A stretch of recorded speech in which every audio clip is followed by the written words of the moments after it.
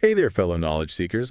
Ever wish you could, really decode the stock market? I mean, go beyond just looking at charts and graphs to make smarter investment choices. Well, today we're diving deep into the world of fundamental analysis It's a really powerful tool that, savvy investors use to uncover those hidden gems in the market. and sidestep those potential pitfalls So get ready to unlock some secrets of fundamental analysis. and discover how to potentially level up your own investment game.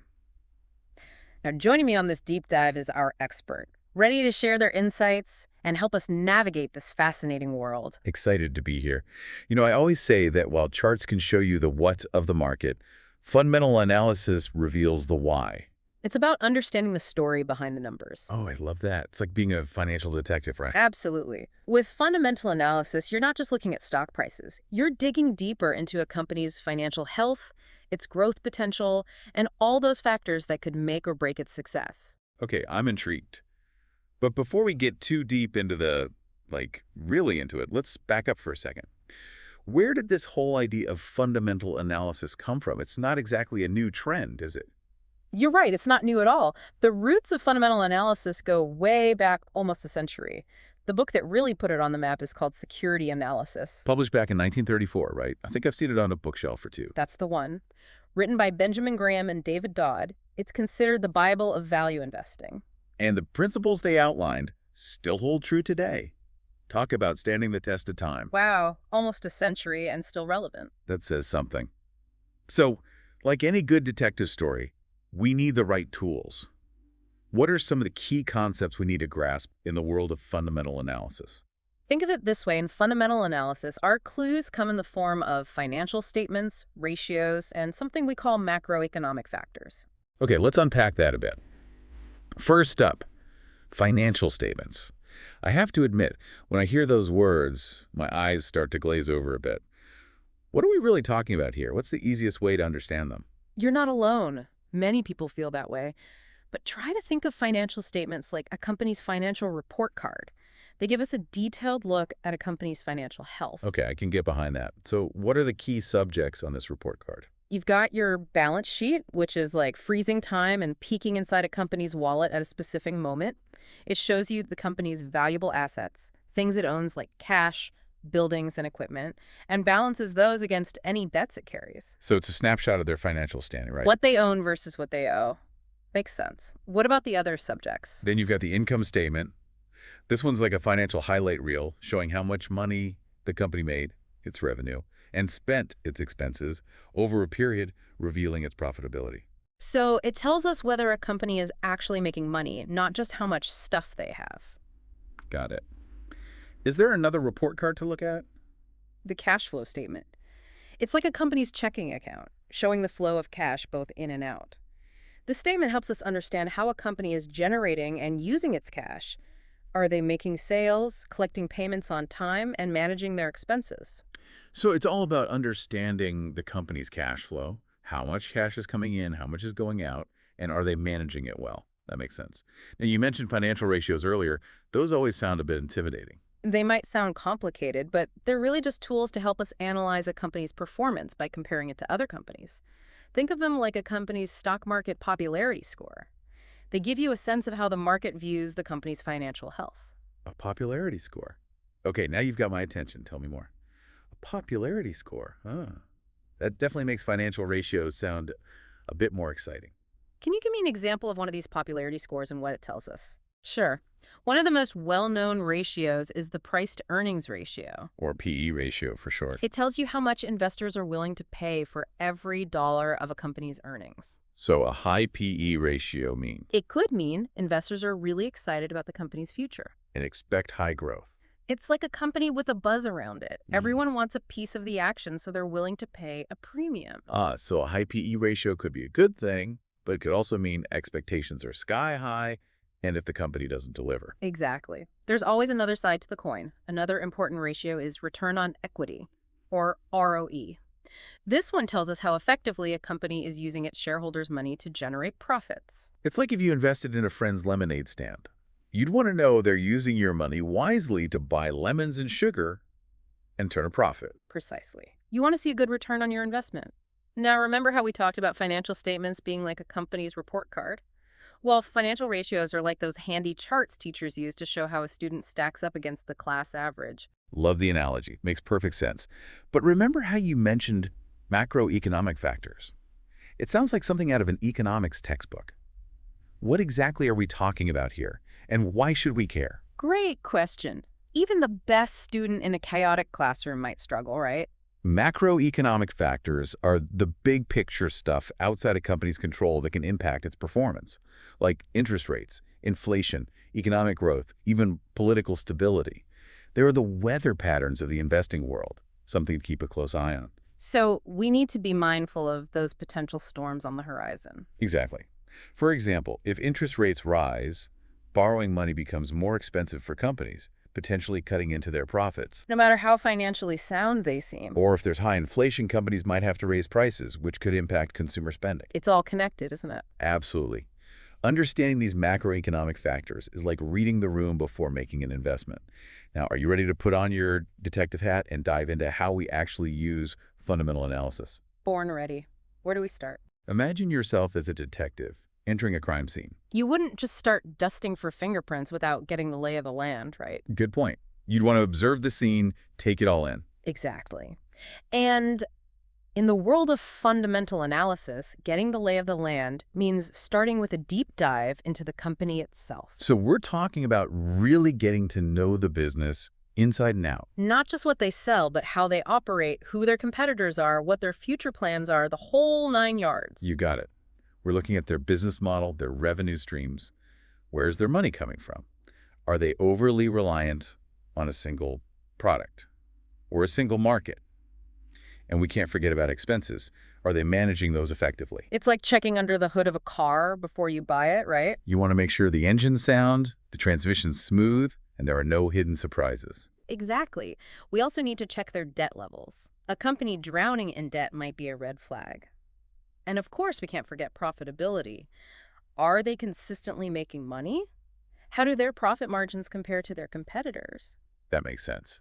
And I'm guessing this is where those financial statements we talked about earlier, the balance sheet, income statement, and cash flow statement come into play.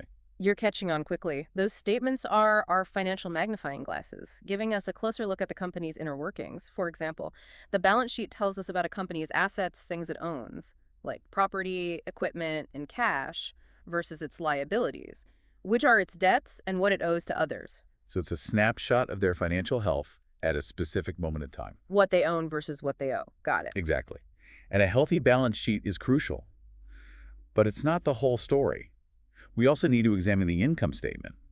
Remember, it details the company's revenues and expenses over a specific period. Revealing whether they're truly profitable and how well they're managing operations. So it's like tracking your income and expenses each month to see if you're living within your means or racking up debt. Makes total sense. Perfect analogy.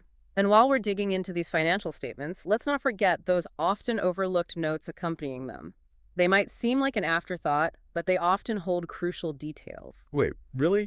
Are you saying we shouldn't just skip to the good stuff? Definitely not. The notes are like the detective's case files. They provide context and can completely change your understanding of the headline numbers.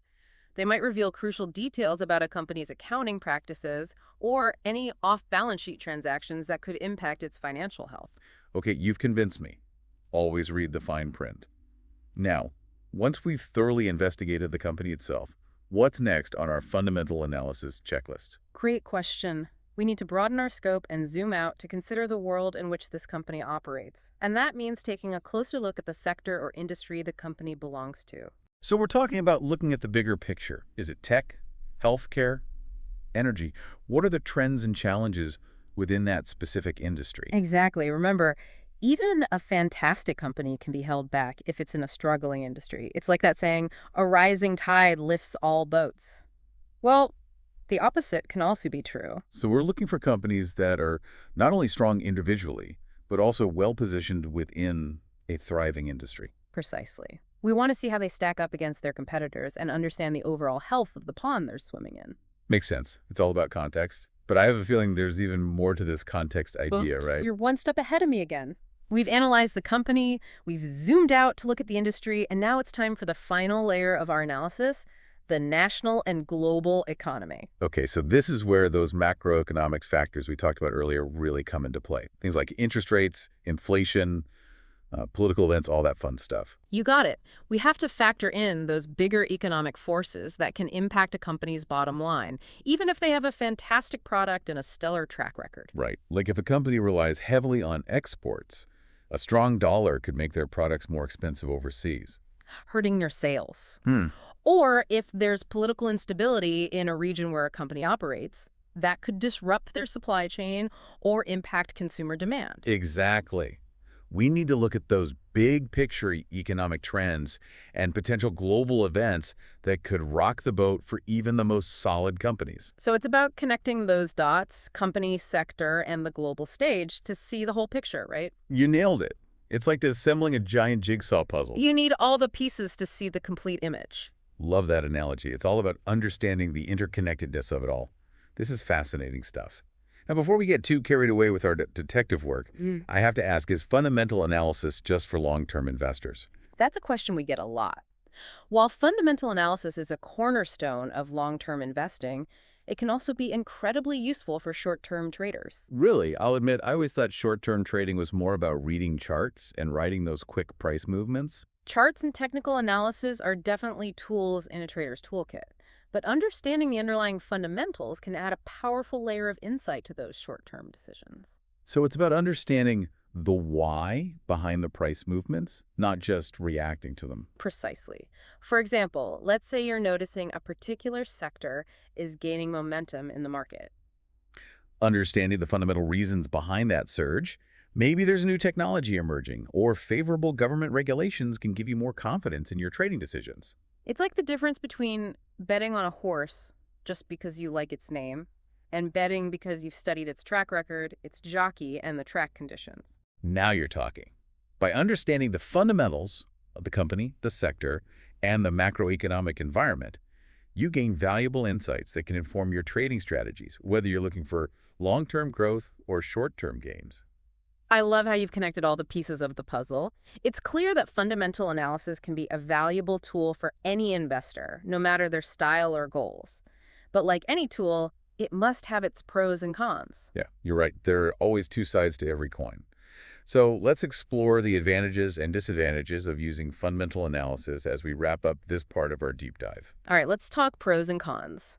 What are some of the biggest wins for investors who use fundamental analysis? Well, as we've been discussing, it arms you with a deep understanding of a company. And its true potential. You're not just chasing the latest stock tip. You're separating the companies with solid foundations from those built on hype. So you're saying it's like separating the wheat from the chaff, finding those hidden gems that everyone's searching for? Exactly. And because you've done your due diligence, dug into the financials, and considered the bigger economic picture. You're in a better position to identify those often overlooked opportunities. Those diamonds in the rough, the companies the market might be undervaluing? I like it. But what about the flip side? Are there any downsides or challenges to consider when it comes to fundamental analysis? Of course, it's not a magic bullet, and it does require effort. You're putting on your detective hat, remember. You'll be spending time digging through financial statements, researching industries, and staying up to date on economic trends. So it's not a passive approach. You've got to be ready to roll up your sleeves and do some digging. Precisely. And while we strive for objectivity, some interpretation of financial data will always involve a bit of subjectivity. Two analysts might look at the same set of numbers and come to slightly different conclusions. It's true. There's an element of human judgment involved. It's not just plugging numbers into a formula and getting a definitive answer. Right. And to get the most out of fundamental analysis, you need a solid understanding of financial concepts. You don't need to be a Wall Street guru, but you should feel comfortable reading financial statements and understanding what those numbers tell you. So there's a bit of a learning curve, but it sounds like the potential payoff, making more informed investment decisions, makes it well worth the effort. Absolutely. Knowledge is power, especially in the world of investing. Well said. As we wrap up our deep dive into fundamental analysis, what's the key takeaway you want our listeners to walk away with today? I want them to remember this. Fundamental analysis isn't just for financial wizards. It's about empowering yourself to make smarter investment choices, regardless of your experience level. It's about becoming an educated investor who understands the why behind the market movements, not just reacting to the headlines. Exactly. By understanding the forces shaping the markets. And the factors that truly drive a company's worth, you're taking control of your financial future. Beautifully put. It's been an incredible journey exploring the ins and outs of fundamental analysis with you today. A huge thank you to our expert for sharing their wisdom and insights. It's been my pleasure. And to our amazing listeners, remember, while fundamental analysis is a powerful tool, it's not a crystal ball. It's one of many tools that, when used wisely, can potentially enhance your investment strategy and help you work toward your financial goals. Keep those insightful questions coming, and we'll be back soon with another deep dive into a new and fascinating topic. Until then, happy investing.